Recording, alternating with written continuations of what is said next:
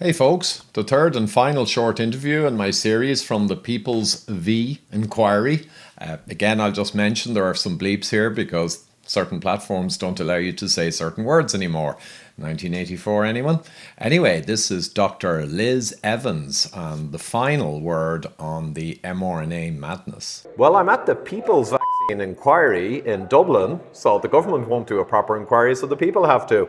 And I've just met Dr. Liz Evans. Pleased to meet you. Nice to meet you too, finally, after all these years. Oh yeah, it's been a fun few years. But you know what, I'm just doing quick vox pops with the experts and maybe a really brief intro of who you are and then your key points on this whole debacle. Okay, so I'm Dr. Liz Evans. I was a former NHS doctor, had a vaccine injury myself in my 20s, so I understood, why informed consent is really important. Fully recovered, fortunately. Set up the UK Medical Freedom Alliance in 2020 in the autumn because I could see where this was heading. I kind of knew that it was going to end with vaccine passports, and we had no medical freedom movement in the UK, and we needed to get our ducks in a row because you could see this juggernaut going ahead with the steamrollering of this impending vaccine rollout. And we'd been looking at all the data, and it was so clear by November 2020, we were looking at the trial data, that these were not safe and they were not effective.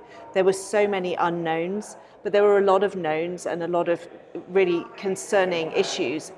And we only had 3 months of safety data. That's not a good basis to be rolling out anything on a new technology platform. So we wrote a 14-page open letter to the MHRA, JCVI and Matt Hancock in November 2020 saying, please don't authorise these. And we referenced all the reasons why not, the ethical concerns, the lack of public health risk from COVID, and the serious issues that had come up already in the trials. Number needed to treat, relative risk reduction, all of these things. The data was there, as you know. Obviously, our words fell on deaf ears, and we've been just churning out letters after letters ever since, trying to stop the vaccine rollout to the kids, trying to stop the mandates, trying to stop. So all of these different issues where medical ethics has just been completely violated. There has been no informed consent. The risks were totally downplayed or denied. The benefits were massively overstated. There was coercion. Coercion invalidates informed consent on a grand scale, including people being threatened with their jobs and livelihoods if they didn't get a vaccine or not able to travel. So that was totally unethical. There was no precautionary principle in the rollout. They didn't just roll it out to the people at most at risk. They set out to vaccinate everybody with no long-term safety data. That was such a completely reckless gamble with the health and the lives of billions, actually, of people in the end. When the rollout started, it had not been in people's bodies, not a single person in the planet for more than 6 months. So they were authorising blind. They did not know what people's health would look like in a year, 5 years, 10 years, 20 years, or their fertility. So whatever the safety profile was of the jabs, they should never have been rolled out the way they were. It was completely reckless. Yeah, it was absolute insanity. And I, like yourself, mid-2020, I had an emeritus professor of immunology, believe it or not. He basically told me off camera the reality that the effectiveness is going to be extremely limited. And the whole thing, he reckoned, was probably to get this new technology in because, as he said, it'll be like GMO. It'll take 30, 40 years to get in mRNA. It's a huge profit engine for the industry. But with a crisis, you can get it in 6 months. Yeah. And I think that's clear. That became clear in the end. The only other thing is, of course, the doing it to everybody against all the data and logic. Well, I think the digital ID there, infrastructure, was a huge kind of target that they had. Yeah, absolutely. But I think, we're now in 2024. We have got this catastrophic harm that has obviously resulted, and we saw the vaccine injured and bereaved in Stormont yesterday telling their stories. It is heartbreaking, and it was totally avoidable if people had just stuck to medical ethics and employed the precautionary principle. So, so we want that stopped completely. We want justice for these vaccine injured and bereaved. I think the way they have been ignored and thrown aside by the authorities and by the society is shameful. and it's disgusting.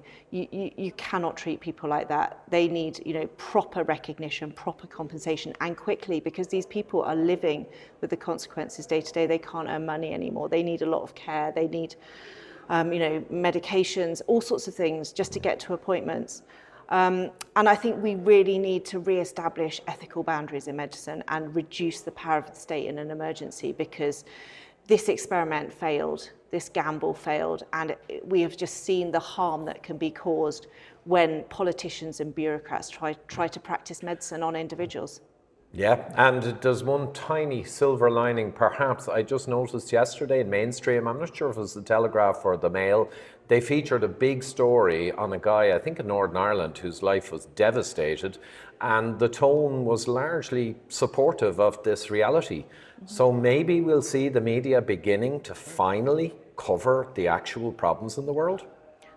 I mean, you hope so. I think the whole house of cards is built on lies. And actually, we know that the truth will always bring down a lie. And I think there's only a certain amount of time that these lies can hold. And people are just seeing the damage around them. We're seeing the excess deaths, as we've just heard. We're seeing, just sickness in society, people not able to work, and more people voicing that this is the vaccine. So I think, I just hope and pray that this event will, really be the start of something, really big and quick. We don't want to wait 30, 40 years like the infected blood scandal or the Post Office Horizon scandal. This is the problem with these things. It often, even though people know, it takes decades. We cannot afford to let that happen this time. Absolutely. Well, thanks so much, Dr. Evans, and let the truth be known or the heavens fall. Yes. Thank you very much, Ivor. Great to see you. Hey folks, thanks for watching, and as always, huge thanks to my Patreon and PayPal supporters. Very important. I travel around, I do a lot of interviews, I do a lot of research, and I get a lot of accurate scientific and geopolitical information out there. We need people to be really informed in these days of total media capture. So really appreciate if you could help out a little. Links are down below, and let's keep this train on the track, or the globalists will make an utter mess of our society. Thank you.